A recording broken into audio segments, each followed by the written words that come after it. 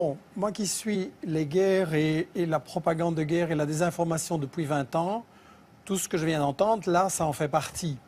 Et je voudrais rappeler cette phrase du Premier ministre britannique Lloyd George. En 1914, il disait « Si les gens savaient à propos de la guerre, elle serait arrêtée tout de suite, mais les gens ne savent pas et ne peuvent pas savoir. » Et cette 20 années d'études sur les guerres et tous les prétextes de ce genre et tous les mythes qui ont été fabriqués comme ça m'ont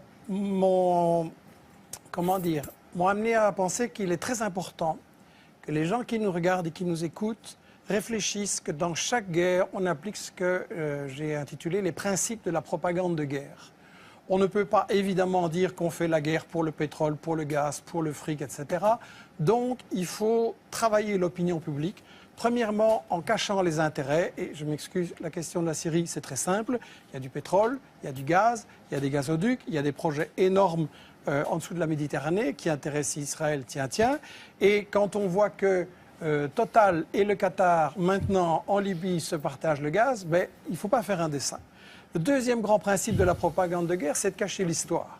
Et la France se pose en donneuse de... Enfin, la France d'en haut se pose en donneuse de leçons. Il ne faudrait quand même pas oublier que le colonialisme français a bombardé les Syriens en 1945 pour les empêcher d'acquérir leur indépendance, a pratiqué et organisé la division de la Syrie, notamment sur des bases religieuses, et puis que toute l'histoire de la Syrie, depuis qu'elle a résisté à Israël, ça a été le travail des États-Unis et d'Israël pour affaiblir et briser la Syrie.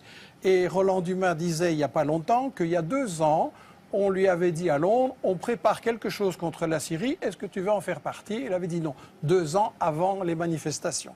Le troisième grand principe de la propagande de guerre, c'est qu'il faut absolument, quand on a décidé d'attaquer pour le pétrole, le gaz ou le fric, il faut absolument diaboliser l'adversaire. Sur la question des armes chimiques, c'est évidemment intolérable. Je voudrais juste poser la question à ceux qui connaissent bien les États-Unis. Quel est le pays dans l'histoire qui a le plus utilisé des armes chimiques, biologiques et bactériologiques? Sinon les États-Unis, avec 250 kilos d'armes chimiques balancées sur le Vietnam et maintenant encore des bébés qui naissent comme des monstres. Et dans toute une série d'autres pays. Donc si Obama trouve que les armes chimiques c'est intolérable, il ne doit pas aller très loin pour punir les coupables. Le quatrième grand principe de la propagande de guerre, c'est qu'il faut toujours se présenter comme défendant les victimes. On fait toujours des guerres soi-disant humanitaires. Mais là, la mèche a été vendue hier ou avant-hier, je ne sais plus, par Bernard Kouchner, qui est un pro-interventionniste, et qui a dit devant une télé française, bien sûr que le but c'est de renverser Bachar el-Assad, mais il faut un habillage diplomatique. Ça veut dire qu'on n'est pas là pour défendre les Syriens, parce qu'en réalité c'est une guerre qui a été provoquée par les États-Unis et leurs alliés dès le départ, comme Roland Dumas l'a dit. On n'est pas là pour protéger les victimes et pour les empêcher. Au contraire, on veut qu'il y en ait plus pour avoir un prétexte d'intervenir. Le cinquième et dernier principe de la propagande de guerre, très brièvement, c'est qu'il faut monopoliser le débat et empêcher les opinions adverses. Et donc, on a dans les médias français un alignement sur cette propagande que vous avez montrée là au début.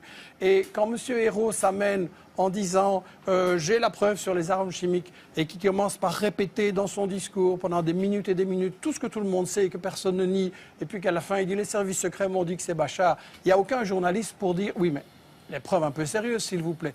Et donc quand on voit des gens comme Fabius, comme Bernard-Henri Lévy, comme Hérault ou BHL, qui viennent avoir le courage de bombarder, mais pas le courage de débattre devant des gens qui connaissent le dossier et qui ont les arguments contraires, il faut quand même beaucoup se poser la question. Et j'insiste sur cette question des 5 principes de la propagande de guerre, parce que, et ce sera ma conclusion, l'année prochaine, vous risquez peut-être de m'inviter sur l'Iran, ou sur l'Algérie, ou sur le Venezuela, ou le Congo, ou l'Érythrée, ou le Zimbabwe, et ça va être chaque fois la même comédie, chaque fois avec les mêmes arguments. Il n'y a pas de guerre vraiment humanitaire, il y a toujours des intérêts pour le fric, il y a toujours des intérêts pour les matières premières, et il est temps quand même qu'on se dise, si on veut une humanité solidaire et mettre fin aux guerres, il faut voir qui provoque ces guerres. Frédéric Ancel.